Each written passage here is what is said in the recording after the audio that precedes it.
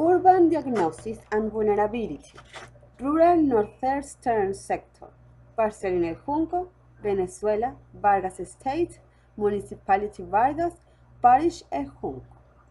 In the present essay, a diagnostic and analysis of the urban component of the northeastern sector of the Junco parcelling will be carried out, and it will be associated with the third condition that the zone possesses. The rural parcelling de Junco is located in the parish El Junco, Municipality Vargas, Vargas State, Venezuela. The access route to Junco is the Junquito route, which is accessed by the Caracas-Junquito route and the Mamera-Junquito route. The rural parcelling Junco is a planned parcelling with a strict regulation which does not allow commercial activities as well as public transport within the area, which represents a disadvantage in the transfer and accessibility within the Junco.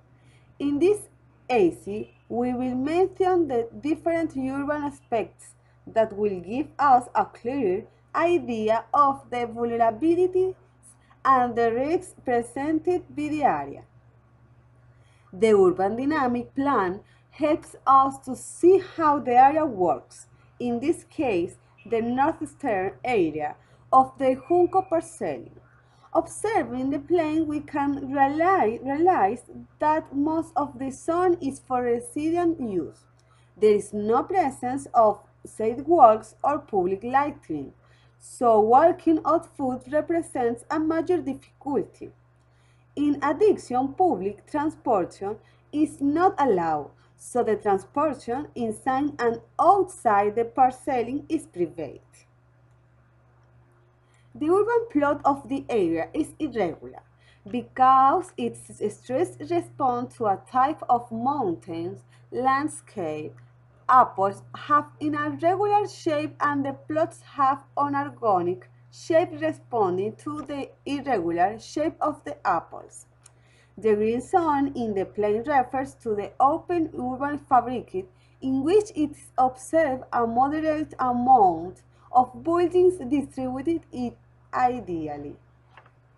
This type of urban fabric may mean that the area was better planned. The blue zone represents the dispersed urban fabric, where there are few buildings and a large space between them.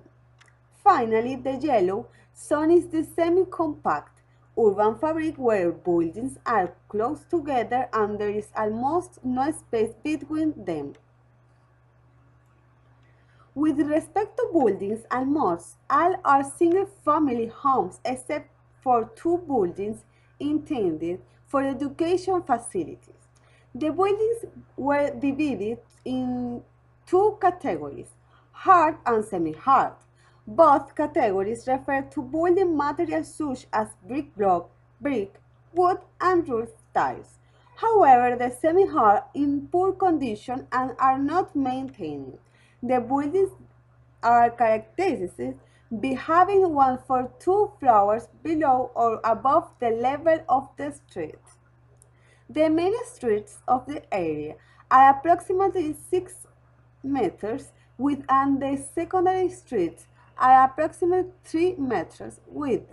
Almost all of the secondary streets are in poor condition and both main and secondary have no lighting or sidewalks. This lack of the elements generates a great problem of mobilization within the parcelling, removing the serious lack of public transport that affects the area. The main threat posed by the Junco parcelling is the probability of mass movements due to slope stability, vegetation cover.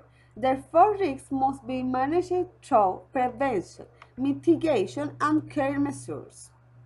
When making a proposal for urban intervention, it is important to know what natural events have occurred in the area, the characteristics of the soil, and respect the legal mechanisms that regulate the growth of cities as well as the uses allowed for construction, among other aspects. The importance of the risk management is to develop measures that allow to know the threats that present the zone in the order to face them.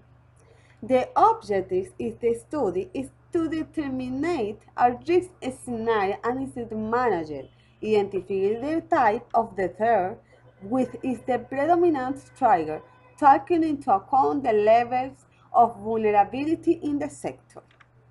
Most of the urban problems that exist in Venezuela are consequences of the square preventive culture of human being with the cyber environment, whose consequences raise the levels of vulnerability and risk.